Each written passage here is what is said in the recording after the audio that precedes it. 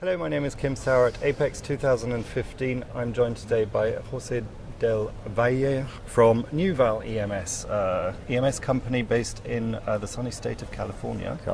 And we're just in California here, but where exactly are you? Orange County. Okay, so not very far from here, just a little drive down the coast. Just an hour. Excellent. Jose, tell me a little bit about your business and what's influencing your business. So what type of markets are you targeting with it?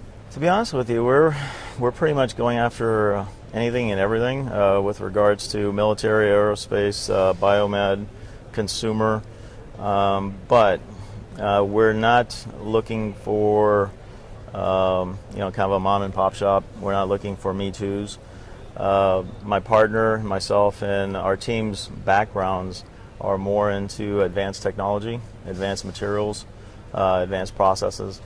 So what other people may be having challenges with, that's what we want to go after. And we've been successful with it, but we look at the opportunities holistically. Mm-hmm. We look at the material, the chemistries to make sure that it's a balanced design, it's a balanced process, so that the yields stay as high as possible. But we also have design backgrounds, so we can feed back not just DFM for manufacturing, but actually improvements in the product if needed. Mm-hmm. Okay, so you're getting involved relatively early, or if not right at the beginning of a design stage of a product, to be able to advise on how to best make it viable for manufacture. Correct. All the way up into including laminates. Yeah. Okay. What chemistries would work well. Yeah. We do have design capabilities in house. Again, it's to be as efficient as possible and get the highest yields and drive down cost while still being advanced technology. Yeah, because traditionally a lot of the design stages would be done by the OEMs, and then the manufacturer would come in towards at the point where everything's already designed.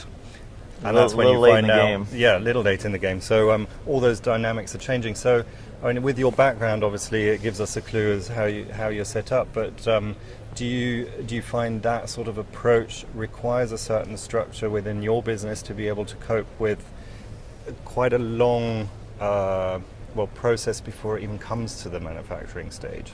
To be honest with you, that's we position ourselves, and we tell our customers, any prospective customers, we are NuVal EMS, but more importantly, we're an extension of their engineering team, their operations team, their logistics team. So we're not another entity separate to them. We are part of them. So engineering will work with engineering, logistics with logistics, procurement with procurement if needed. But we do appreciate getting in early and any advice that we could give to make sure that the product is stable and manufacturable. Or we can do some DFT also. It pays off in the long run for us because we have a high yield, which then pays off in the long run to the customer because that drives down cost. Okay. There's less material in the pipeline, no need for doing excessive rework, touch-up, figuring out what the issues are. We have had customers that have brought in some fairly challenging prototypes, and we were able to help them find issues. Okay. So let's talk about the markets a little bit here. We're not talking huge volume. We're talking usually in America high mix, low volume manufacturing, and we've had some ups and downs and some flat sort of periods, and to say the least. Yeah. Where are we at the moment, and what's your take on the market? Where is it going? It's a very good question. So the reason why my partner and I got together, we've both been in manufacturing for many years. He's been 30 plus, I'm probably about 28 years plus. And there's always cycles, right? We see that there's an uptick in the United States with regards to manufacturing opportunities. And so that's why we're ramping up and we're gearing up. However, the old adage of high mix, low volume needs to change. And the last company I was with, we were able to prove that you can be high volume, high mix at the same time. Mm-hmm. It just takes a lot of engineering work up front. And if you do it and you work it properly, it's about getting the efficiency up. I was at a company and we were doing solid state drives, and we were producing, let's just say, one particular model of a solid state drive, and we were doing it in a little over 4 minutes. With the new approach of manufacturing, we were able to do that same drive in 27 seconds.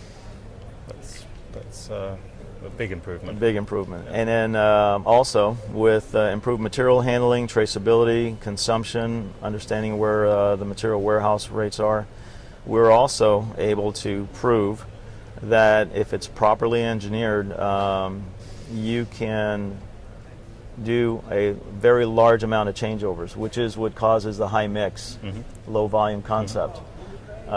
We ran a DOE, design of experiment, to prove the concept, and we were able to do over a dozen changes in a build before lunch, which typically you don't want to do more than 2 or 3 changeovers in a day. Yeah, sure. And our D rate was less than 20%. Yeah. So those sort of process improvements, I suppose, are attributed to your expertise, your partner's expertise in the engineering side and the design side. So big benefit to your customers. Finally, final question, the smart factory, Industry 4.0, the Internet of Everything, all of those, call them buzzwords, hypes, whatever they might be, but they are reality and they are happening. What's your take on that?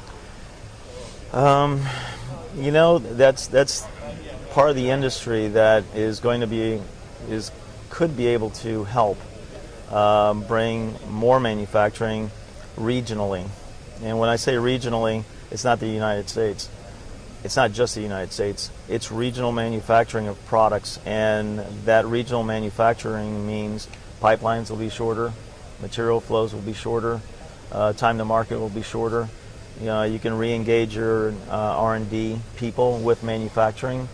The challenge that we had in the late 90s and early 2000s is that we broke the symbiotic relationship between design engineering and manufacturing by outsourcing everything and keeping R&D in-house. So time to market got extremely long. I think the new approaches in manufacturing, if they're exploited properly, will allow regional manufacturing to be competitive to a certain level, to where the product customers are. So instead of having everything lumped into one area of the world and just shipping like crazy, regional environments will be able to produce economically feasible for their customers and not have to have such massive logistics, which is what we got today. Absolutely. Jose, it was great talking to you. Thank you very much for your time. No, I appreciate it. It's a lot of fun. Great.